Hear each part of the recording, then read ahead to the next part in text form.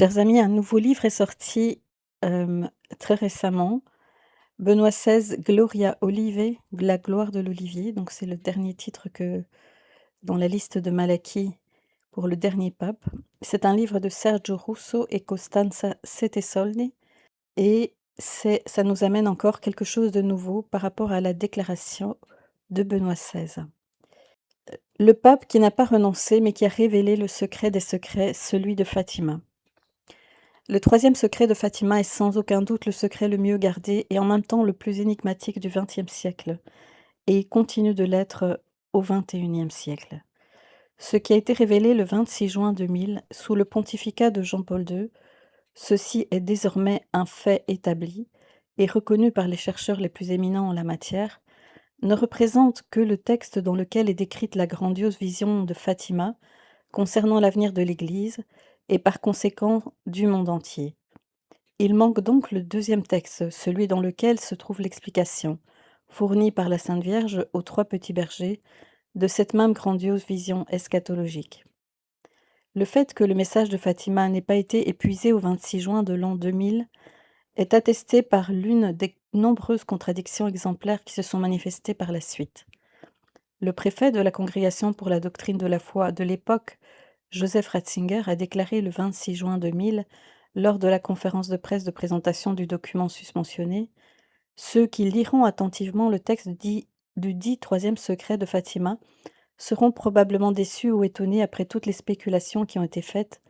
Nous voyons ici représenter dans un instantané et dans un langage symbolique difficile à déchiffrer, l'Église des martyrs du siècle désormais révolu.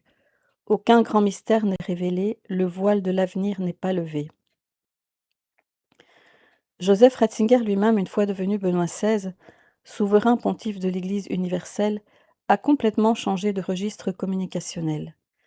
Il est donc évident que ces déclarations ultérieures ont un poids et une valeur beaucoup, mais beaucoup plus contraignants. D'autant plus qu'auparavant, n'étant pas pape, il n'était pas le décideur, alors que lorsqu'il est devenu pape, tout relevait de sa pleine et directe disponibilité, responsabilité et décision.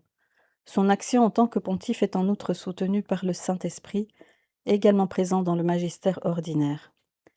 10 ans plus tard, lors de son pèlerinage à Fatima en mai 2010, il déclare solennellement: «S'illusionneraient ceux qui penseraient que la mission prophétique de Fatima est terminée.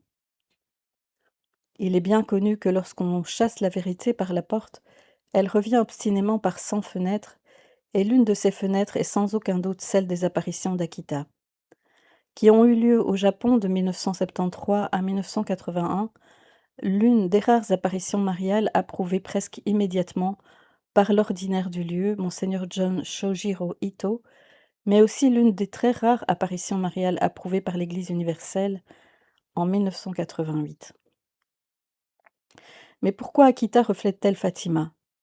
Parce que ceux qui les ont approuvées au nom de toute l'Église ont qualifié les événements d'Akita de fiables et dignes de confiance.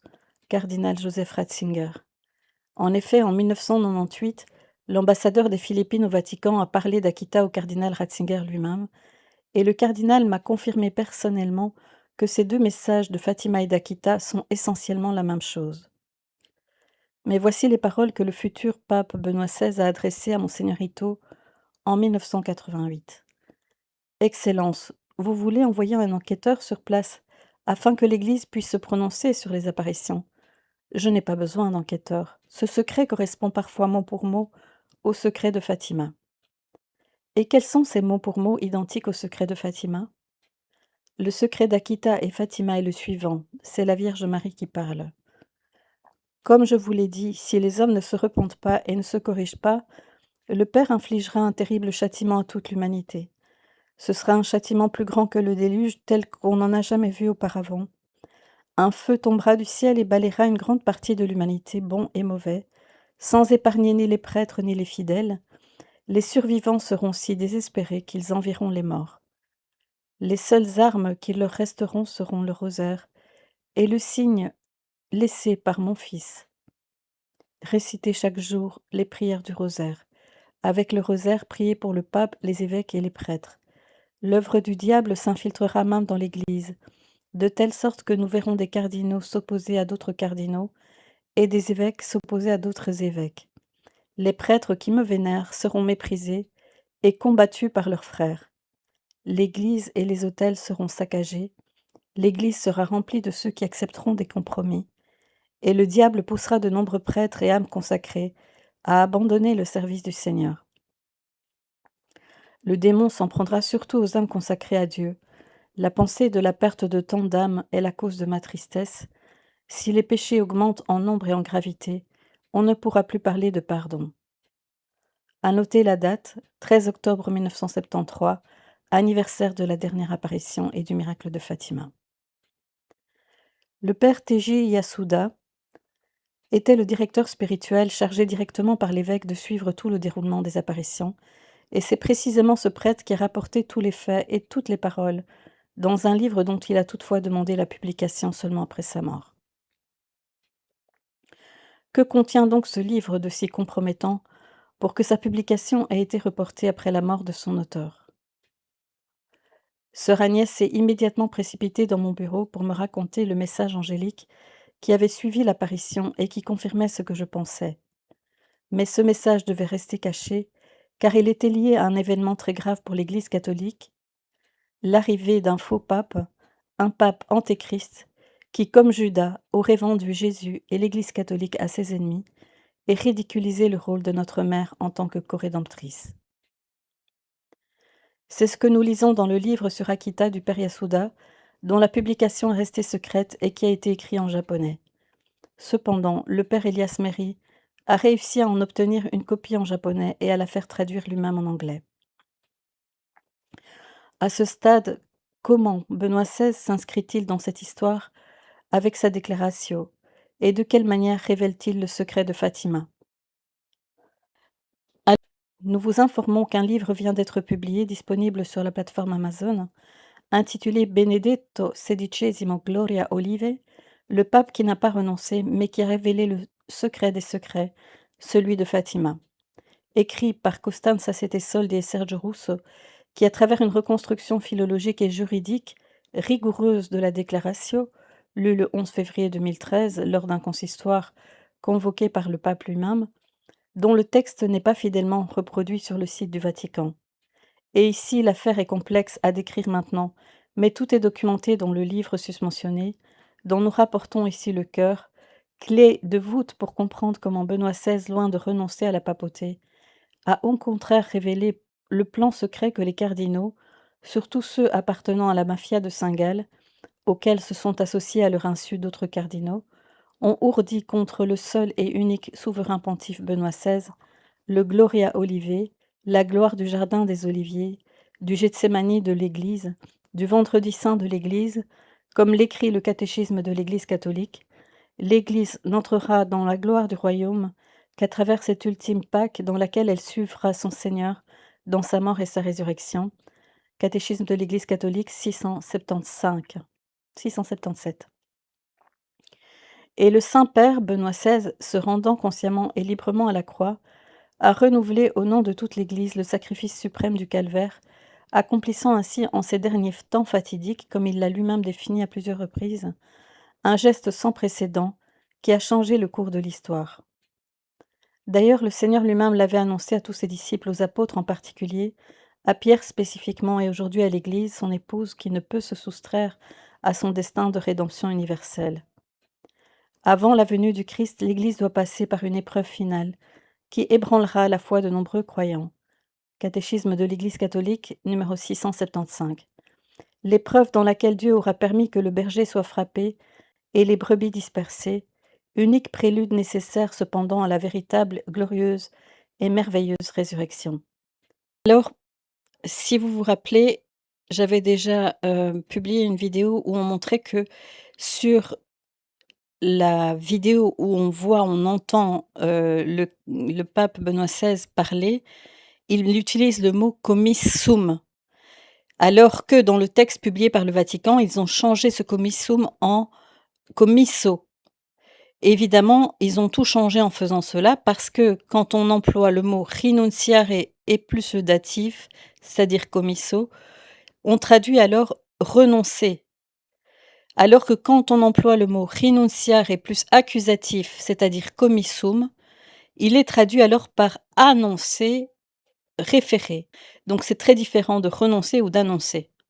C'est pour ça qu'ils ont changé le commissum, qu'il avait dit et qu'on peut entendre de vive voix en commisso évidemment, puisque ce sont tous des manipulateurs qui ont voulu faire passer le texte que Benoît XVI a lu par, ce qu'ils voulaient que ce soit, c'est-à-dire une renonciation.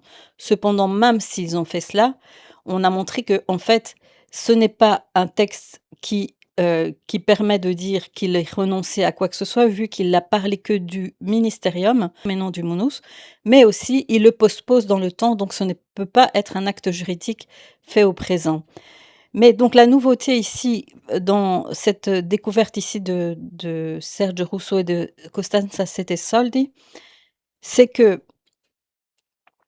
comme la secrétaire d'État Vatican a transformé l'accusatif commissum en datif commisso, donc l'accusatif manipulé en datif, selon ceux qui ordonnent cette trame, n'aurait pu fournir des doutes sur la signification qu'il voulait obtenir, qui était celle qu'il voulait qu'on lise tous, qu'il renonçait à la papauté. Et cependant, regardez, la découverte de l'accusatif change tout. C'est une découverte que l'on doit à Costanza Settesoldi, qui est co-autrice de ce livre Benedetto XVI Gloria Olive, qui s'est rendu compte en fait que ce que disait le pape dans la vidéo n'est pas ce qui était écrit sur le site du Vatican.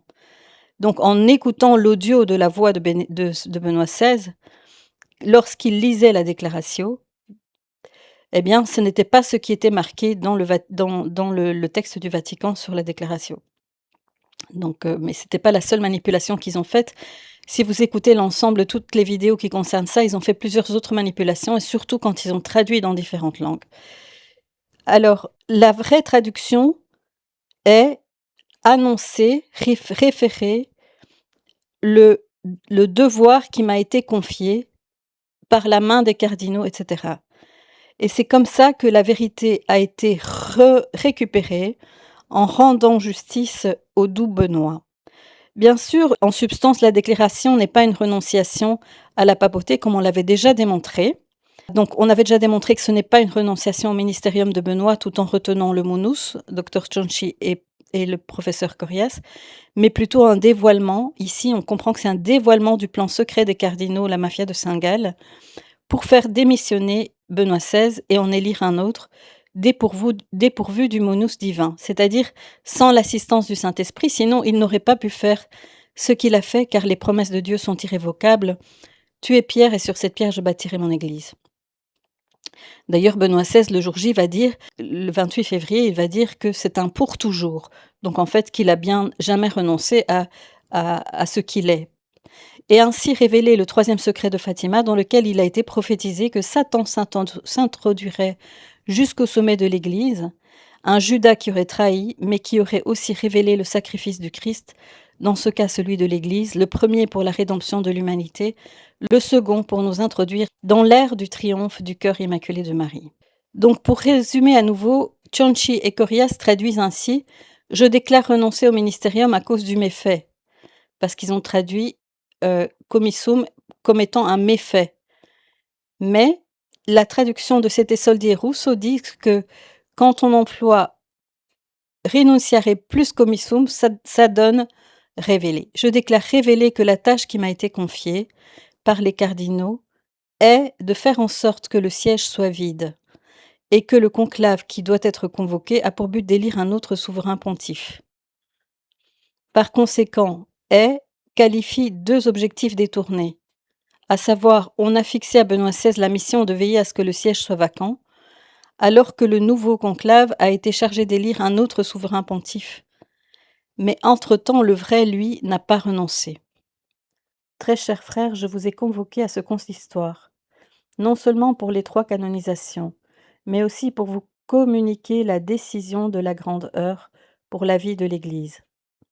Après avoir examiné ma conscience à maintes reprises devant Dieu, je suis parvenue à la certitude, c'est la certitude morale de la décision, qu'avec l'aggravation du temps, il ne s'agit pas du simple vieillissement physique, le latin pour vieillir est senesco, mes forces ne sont plus suffisantes pour exercer équitablement le munus pétrinien. Je suis bien conscient que ce munus doit rester fidèle. Exequor est un verbe déponent dont le sens est actif et non passif. Comme traduit, il signifie procéder, marcher derrière, poursuivre, et dans ce cas, en suivant son essence spirituelle, on peut aussi le traduire par rester fidèle à.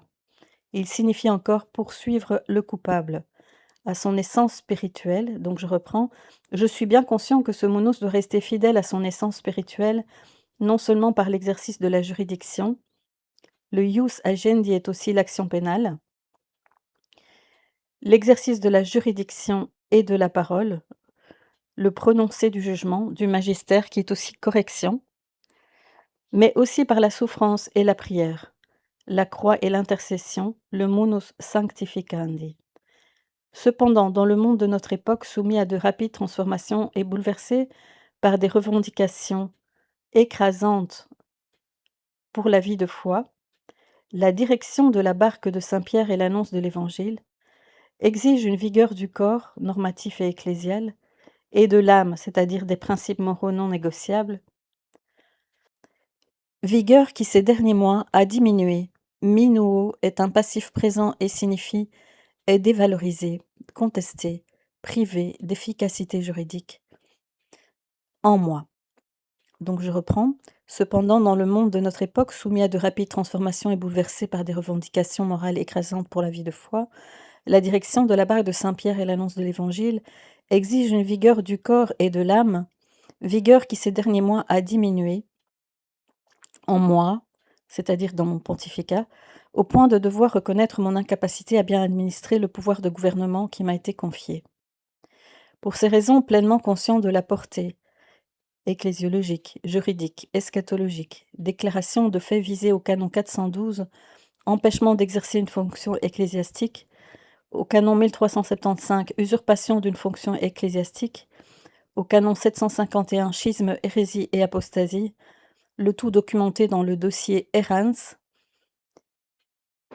au canon 1331, excommunication lete sententiae, au canon 1329, extension de l'excommunication à tous les complices du crime. Donc, pleinement conscient de la portée du présent acte, je déclare en toute liberté, rinunciare, tiens, mihi commissum ita ut esse et conclave convocandum esse et eligendum. Alors ici, je déclare en toute liberté révéler, annoncer, dénoncer et témoigner que le secret, la tâche qui le 19 avril 2005 a été confiée, commissum, par la main des cardinaux à la garde au pouvoir exécutif, qui est le pouvoir d'exécution, qui est le ministère de l'évêque de Rome, successeur de Saint-Pierre. La tâche consiste pour moi, esse est enfin et constitue le prédicat nominal de chaque définition révélée, commissum esse ita ut sedes vacet et conclave convocandum esse ad eligendum novum summum pontificem, consiste pour moi dans le fait qu'à la 20e heure du 28 février 2013, à partir de, en comptant à partir du jour, il n'utilise pas le génitif diei qui aurait permis de traduire à la 20e heure du jour 28, mais utilise la préposition a plus ablatif à partir du jour 28 qui encadre le jour 28 comme dies aquo qui ne se compte pas selon le canon 203 dies aquo non compontatur. À partir du 28 février 2013, Jésus est le soleil de justice, le souverain pontife en est le vicaire. Il est clair que la fin du jour du 28 février n'est pas à minuit, mais à l'heure du coucher du soleil, 6e heure, selon l'horaire italico-romain. 18 heures selon l'horaire napoléonien. La 20e heure à partir de la fin de la journée du 28 février correspond donc à l'heure comprise entre 13 et 14 heures le 1er mars 2013. Le siège de Rome, le siège de Saint-Pierre, soit vacant. Article 675. C'est également le dépôt de la foi qui est vidé parallèlement à la déclaration qui dénonce le siège vacant.